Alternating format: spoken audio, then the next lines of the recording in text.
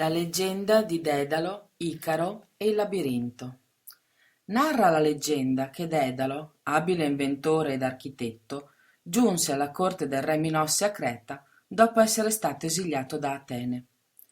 Subito il re, conoscendo la sua fama, lo incaricò di progettare un edificio inviolabile in cui poter rinchiudere il Minotauro, un terribile mostro dall'aspetto di toro e di uomo insieme. Così Dedalo creò la più straordinaria delle prigioni, un labirinto, da cui nessuno, una volta entrato, vi poteva uscire. Purtroppo però il Minotauro era un mostro famelico, che si cibava di carne umana, e ogni anno 24 giovani ateniesi venivano rinchiusi nel labirinto per essere divorati.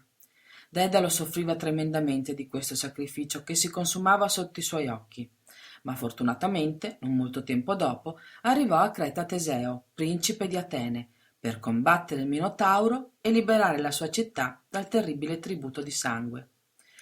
Appena la figlia del re Minosse, Arianna, vide Teseo, se ne innamorò e decise di aiutarlo nell'impresa, chiedendo a Dedalo di indicarle un modo per uscire dal labirinto. L'architetto le svelò il segreto e le diede un gomitolo di lana che doveva essere srotolato man mano che ci si addentrava nei meandri della terribile prigione. Con il filo ben saldo in una mano e la spada nell'altra, Teseo entrò alla ricerca del Minotauro e dopo averlo trovato lo uccise. Poi, riavvolgendo il gomitolo, riuscì ad uscire sano e salvo. Una volta fuori dal labirinto, Teseo ed Arianna, per evitare l'ira di Minosse, fuggirono con la nave del principe verso Atene. Dedalo invece, convinto di essere al sicuro, restò con il suo giovane figlio Icaro a Creta. Ma quando Minosse scoprì il tradimento, la sua vendetta fu tremenda, e dopo averli catturati, fece rinchiudere padre e figlio nel labirinto stesso.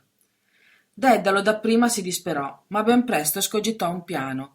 Decise infatti di costruire 2 paia d'ali per sé e Icaro, così da poter fuggire dal labirinto volando.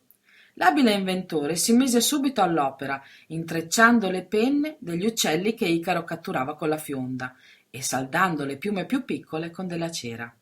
Quando le ali furono pronte, padre e figlio le legarono alle braccia e dietro le scapole. Prima di spiccare il volo, però, Dedalo raccomandò a suo figlio di non avventurarsi troppo in alto, perché il calore del sole avrebbe sciolto la cera che teneva insieme gli intrecci. Ma Icaro, una volta in cielo, preso dall'emozione di volare, non ricordò i consigli paterni.